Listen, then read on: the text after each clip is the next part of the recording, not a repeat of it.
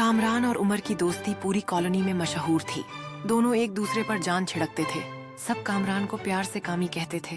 एक दफा उमर टीचर से पानी पीने का पूछ कर गया, लेकिन फिर उसकी वापसी नहीं हुई।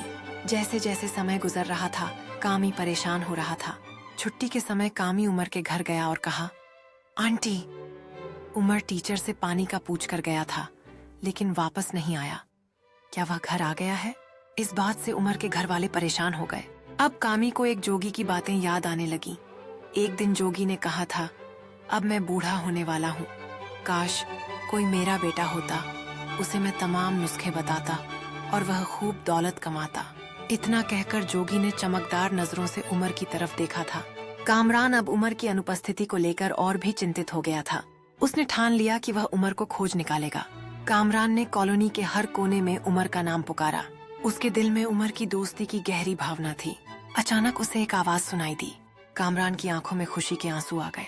उमर ने कहा, उस पर उमर ने जोगी से कहा था कि आप समझें, मैं आपका बेटा हूँ, मुझे तमाम नुस्खे बताएं।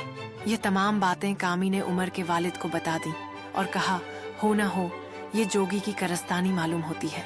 अब हर कोई जोगी की तलाश में निकल गया। कामरान चलते चलते जंगल पहुंच गया। शाम के साए बढ़ रहे थे और कामी लगातार चल रहा था।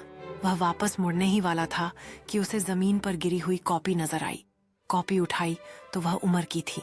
कामी को सुराग मिल चुका था, अब वह वापस नहीं जा सकता था। कामी एक सिमत चलता चला गया। रात हो गई थी, अब उसे डर लग रहा था। लोग कहते थे कि वहाँ बुरी आत्माएं रहती हैं। जो लोग भी जंगल में गए वे वापस जख्मी होकर आए। अब वह सोच रहा था कि उसे दूर आग का शोला नजर आया। कामी ने सोचा, जरूर कोई इंसान वहाँ है और यही वक्त है अपने दोस्त की मदद करने का। हो सकता है जोगी सुबह उमर को कहीं और ले जाए। कामी आहिस्ता आहिस्ता बिना आवाज पैदा किए बढ़ता रहा। लगभग आधे घंटे चलने के बाद उसे एहसास हुआ कि वह आग के करीब आ गया है। वह रुक गया, उसका सांस फूल चुका था। उसने आग से परे नजर डाली तो उसे एक झोपड़ी नजर आई। कामी जल्दी से आगे बढ़ा और दूसरे दरख्त के तने की तरफ गया, फिर रुक गया। वह आग के करीब हो गया और देखा कि एक पत्थरों का चूल्हा बना हुआ है। आग पर कोई बर्तन रखा हुआ है जिसमें कुछ पक रहा है। वह बार बार झोपड़ी को घूर रहा था। उसे यकीन था कि झोपड़ी में कोई है। अचानक झोपड़ी से कोई बाहर निकला। यह वही जोगी था जो स्कूल के बाहर बैठकर बच्चों को कहानियां सुनाया करता था। जोगी बर्तन पर झुका कुछ देखता रहा, फिर झोपड़ी में चला गया। झोपड़ी के पीछे पर एक दरख्त था। कामी आहिस्ता आहिस्ता उस दरख्त के पीछे छुप गया। अब उसे झोपड़ी ही नहीं बल्कि अंदर का भी सब कुछ नजर आ रहा था। उसका दिल चाहा कि भागकर उमर की रस्सियां खोल दे, मगर एहतियात जरूरी थी।